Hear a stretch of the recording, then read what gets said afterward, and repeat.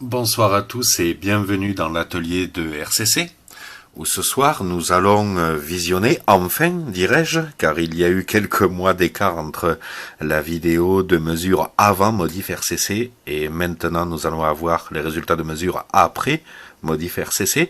D'ailleurs ce n'est pas le même TS 590, ça n'est un autre, c'est la raison pour laquelle l'éclairage est vert.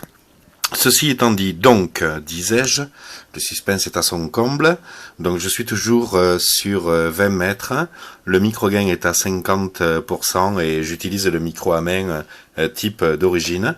Le compresseur n'est pas enclenché, je suis toujours avec mon fidèle Daiwa CN801 sur le calibre 200 watts, le calibre du milieu. Bien, donc on va voir un petit peu ce que ça donne.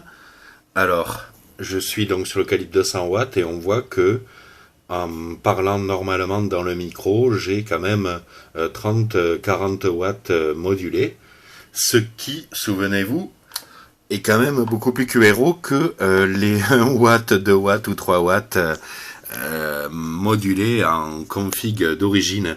D'ailleurs, souvenez-vous, j'avais été obligé de sous-calibrer, c'est-à-dire de tomber sur le calibre 20 watts, le plus petit calibre, et je vais refaire la même manip avec les nouveaux réglages, donc 1, 2, et c'est de modulation lundi, mardi et mercredi. Alors on voit que, effectivement, c'est beaucoup plus QRO. Alors vous allez me dire, oui, mais quelle est la puissance maximale obtenue désormais? Eh bien, je passe en FM, je repasse sur le calibre du milieu, le calibre 200 watts, donc sur 20 mètres, j'obtiens 120 watts. 120 watts sur 20 mètres, 125 watts sur 3,5 et 110 watts sur 10 mètres. Ce qui fait que comme d'habitude, et c'est bien là la plus grande difficulté, j'ai réussi à bien travailler sur le gain FI sans trop déborder sur le maxi.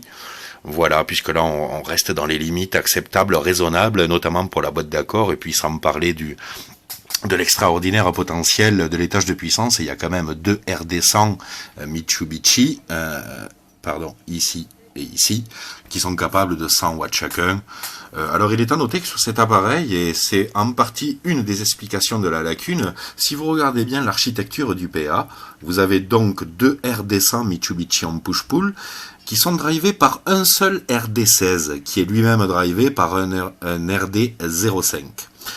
Alors, par rapport au config traditionnel, toutes marques confondues, puisque de toute façon tous les fabricants utilisent les mêmes semi-conducteurs maintenant, eh bien on s'aperçoit que sur le TS590, Kenwood a choisi de ne mettre qu'un seul RD16, là où les autres fabricants, et même Kenwood sur les autres modèles de la gamme, mettent quand même un push-pull, c'est-à-dire 2 transistors. Donc là, on serait tenté de dire que déjà, il manque 3 dB en termes de puissance, on va dire, par rapport à d'habitude. Voilà.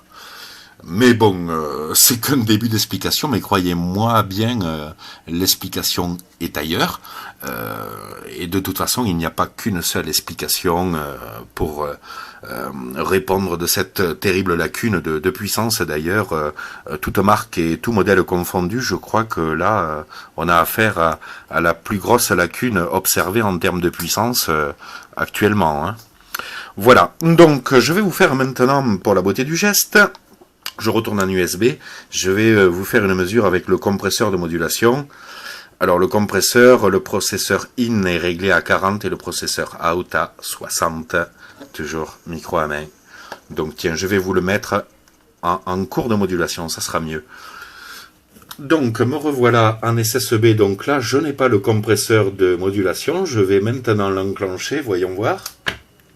Voilà, le compresseur est enclenché et on s'aperçoit que là, maintenant, je module à environ 60-70 watts avec même des pointes à 80 watts.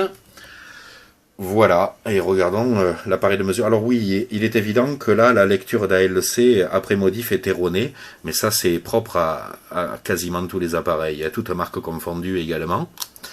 Voilà.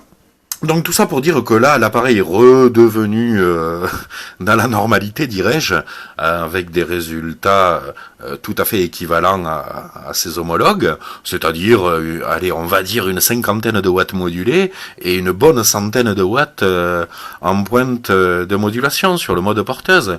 Car je vous rappelle les mesures d'origine, elles étaient assez déplorables. Je vous invite d'ailleurs à visionner la vidéo, hein, des mesures avant Modifaire CC. Je vous rappelle les chiffres, c'était grosso modo 80 watts maxi en décamétrique, hein, et 2, 3, 4 watts modulés maximum avec ou sans compresseur de modulation. Hein. Nos commentes, d'ailleurs ça fait un tollé général sur les différents forums et autres sites internet.